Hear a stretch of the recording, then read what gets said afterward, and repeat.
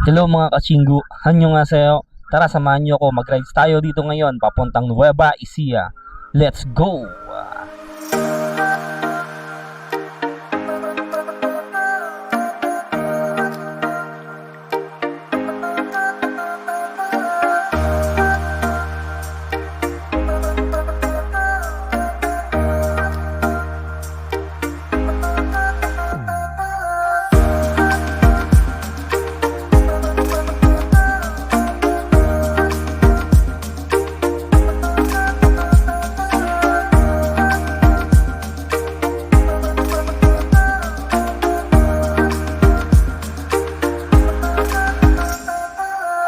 And this is it. Magandang umaga sa inyong lahat.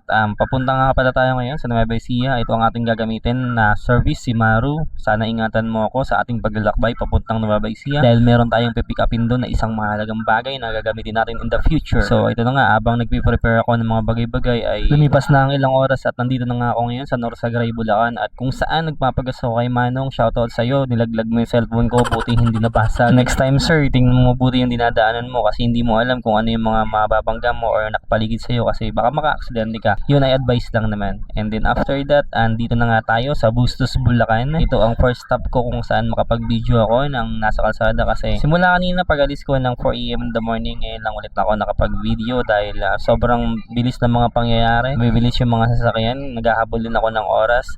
So, ang ganda pala dito sa Bustos, Bulacan. And after a few hours, andito na nga tayo at nakarating na tayo sa San Miguel, Bulacan. Ito nga pala ang boundary ng Bulacan at ng Nueva Ecija, ang San Miguel at Gapan. So, dito nag-stop over muna ako para mag-jingle. At the same time, uminom din ako ng tubig at di naglaon. Nandito na nga tayo sa boundary ng San Miguel at ng Gapan. Ang arko ng Nueva Ecija papasok. So, bago ako pumasok ay nag-take muna ako ng mga pictures kaunti at nag-video at shoutout dito sa motor ng kapatid ko na si Maru. Shoutout sa'yo Maru, maraming salamat for the safe ride. Kanina pa tayo tumatakbo, hindi mo ako binibigo.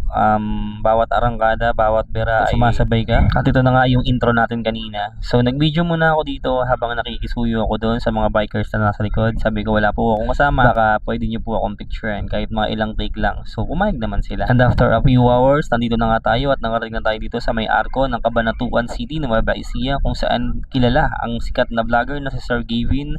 Actually, pangalawang beses ko na po ang pagpunta dito sa Cabanatuan kasi meron akong pipikapin. At ito nga ang aking pipikapin, ang luggage bag. Dalawa po yan, isang large ng small sa loob at ang mga padala ng aking love. Maraming salamat sa iyo. Ingat ka palagi. At ito na nga, nagpaalam na nga ako sa kanila na uuwi na ako kasi masyado ng tanghali. At syempre, iniiwasan din natin na abutan tayo ng ulan kasi mainit. Kapag naulanan tayo, baka magkasakit pa tayo. Syempre, ingatan natin ng ating mga kalusugan guys. Kapag tayo ay nagmamaneo or nag-rides, palagi natin isipin yung safety driving. Isipin natin lagi yung pag-iingat. Isipin palagi natin yung uuwian natin para hindi mag-alala yung mga naiwan natin sa bahay. So, yan lang ang masasabi ko.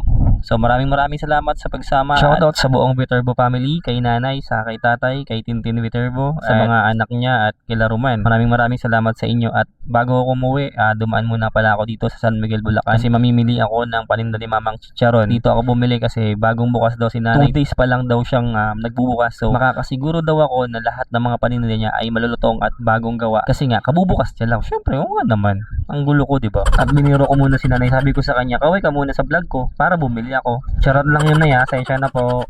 After nga yan ay rat na nga ako pauwi. So itong video na to, ito yung kanina. Wala kasi ako nakuhanan kanina eh, sobrang init. So thank you for watching. Until next time.